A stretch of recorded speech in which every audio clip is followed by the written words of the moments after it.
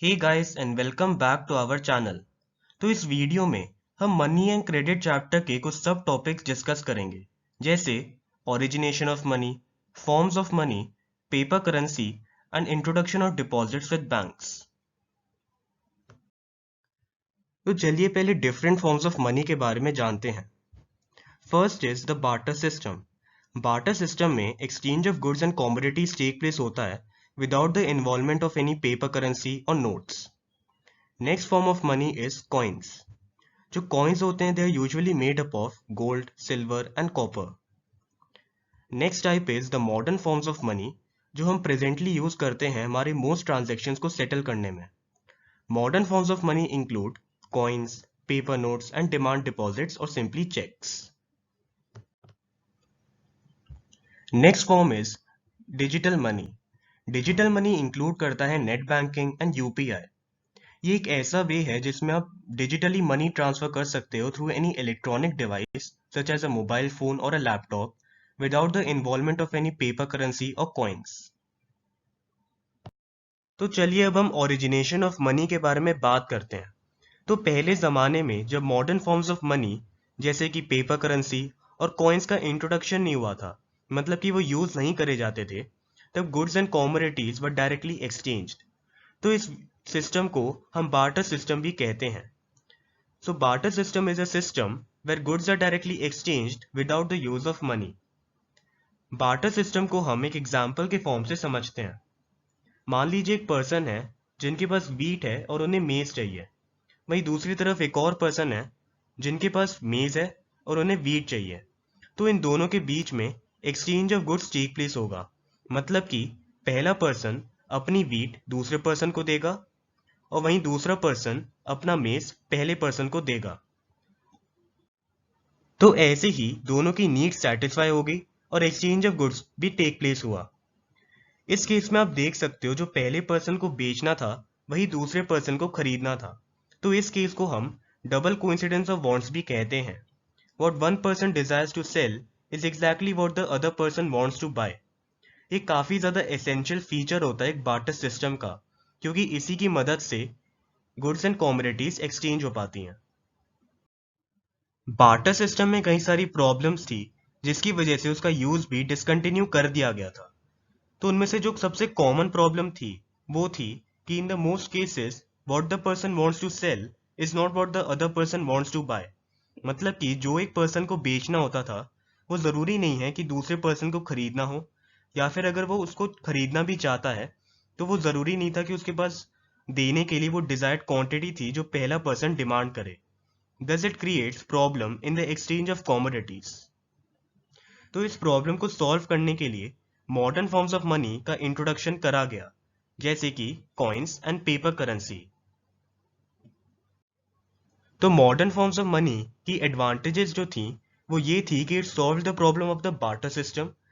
मतलब कि अब वो एक मीडियम ऑफ एक्सचेंज की तरह एक्ट कर रहा था। मतलब अगर आपको कोई अब चीज खरीदनी भी हो तो आपको बदले में कोई कॉमोडिटी देनी नहीं पड़ती थी। अब उसको इजीली कोई कॉइन या फिर पेपर नोट्स के खरीद सकते थे। Therefore it facilitated the exchange of goods. तो चलिए अब हम पेपर करेंसी के बारे में बात करते हैं। So paper currency is a modern form of money जिसको हम प्रेजेंटली भी यूज करते हैं to settle most of our day to day life transactions. हमारे देश में currency is issued by the Reserve Bank of India और आरबीआई, लेकिन currency domination less than ₹2 is issued by the Ministry of Finance. जो paper currency होती है उसकी intrinsic value काफ़ी ज़्यादा कम होती है। मतलब कि उसकी रियल वैल्यू यानी ट्रू वैल्यू काफ़ी ज़्यादा कम होती है। उसकी परचेजिंग पावर काफ़ी कम है।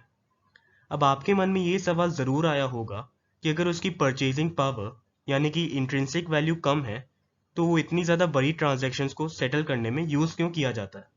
तो इसका सिंपल सा आंसर ये है कि it is accepted as a medium of exchange because it is sanctioned by the government of a country.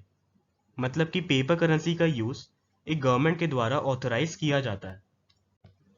तो इसको हम एक एग्जाम्पल के फॉर्म से समझते हैं। आपको 2016 डीमोनेटाइजेशन के बारे में पता ही होगा, जिसमें ₹500 एंड ₹1000 नोट को इंडियन गवर्नमेंट के द्वारा बैन किया गया था। इसका मतलब ये हुआ कि the use of the rupee 500 and rupees 1000 was no longer be authorise by the government of a country. और उस पेपर करेंसी की काफ़ी ज़्यादा लो इंट्रिंसिक वैल्यू होने के कारण वो कोई भी ट्रांजैक्शन को सेटल करने में यूज़ नहीं किया जा रहा था। तो पेपर करेंसी को हम लीगल टेंडर मनी भी कहते हैं।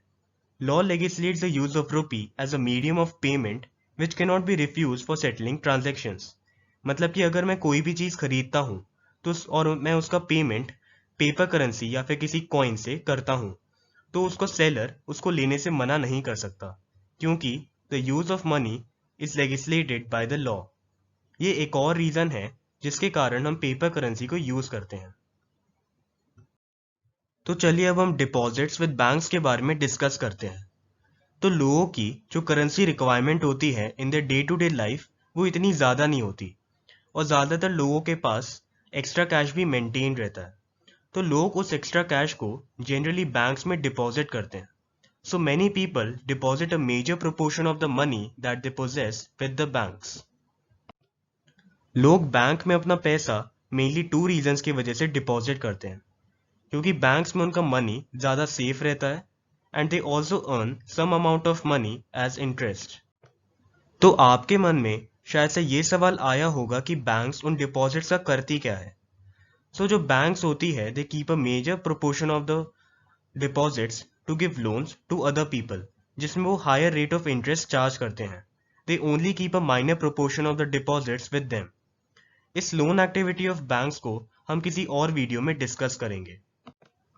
सो बैंक्स के साथ mainly two forms of deposits होती हैं। First is a demand deposit. The demand deposits are those deposits which can be withdrawn from the bank on demand. Second type of deposit is a fixed deposit. Fixed deposit एक वो type की deposit होती है जिसमें आप पैसा bank के साथ डिपॉजिट करते हो for a specific period of time, और जब तक वो specific period of time and नहीं हो जाता तब तक आप उस मनी को विदड्रॉ नहीं कर सकते। People generally earn a more interest on a fixed deposit than a demand deposit. अगर आपको फिक्स डिपॉजिट से मनी विदड्रॉ भी करना हो तो आपको बैंक को एक स्ट्रॉन्ग रीज़न देना पड़ता है, और बैंक सम मनी भी आपसे चार्ज कर सकती है एज अ पेनल्टी। तो चलिए अब हम डिमांड डिपॉजिट्स के बारे में थोड़ा सा डिटेल में जानते हैं। So in demand deposits people can withdraw the money from the banks whenever they want.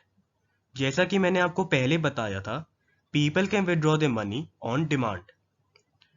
जो डिमांड डिपॉजिट्स होते हैं they also play a very important role in the medium of exchange of money. आपने cheques के बारे में तो सुना ही होगा। So cheque is another form of paper currency, यानी कि मॉडर्न फॉर्म ऑफ मनी। सो जो चेक्स होते हैं वो एक डिमांड डिपॉजिट्स का इंपॉर्टेंट हिस्सा होते हैं। सो पहले हम चेक्स के बारे में थोड़ा सा जानते हैं। So a cheque is a paper instructing the bank to pay a specific amount of money from the depositor's account to the person in whose name the cheque is issued. मान लीजिए मैं किसी को पेमेंट मेक कर रहा हूँ through a check, तो जो भी अमाउंट मैंने चेक में मेंशन किया होगा उतना अमाउंट बैंक मेरे डिमांड डिपॉजिट से लेगा और उस अकाउंट में डाल देगा जिसके नाम पे मैंने चेक इशू करा है, यानी कि जिसको मैं पेमेंट मेक कर रहा हूँ। तो इस वीडियो में हमने origination of money, deposits with banks और पेपर करेंसी के बारे में जाना। अगर आपको ये वीडियो पसंद आई हो तो इसे लाइक ज़रूर करें और ऐसे एजुकेशन को सब्सक्राइब भी ज़रूर करें, ताकि हम फ्यूचर में ऐसे ही एजुकेशनल वीडियोस लाते रहें। Thanks for watching. हम मिलते हैं अगली वीडियो में।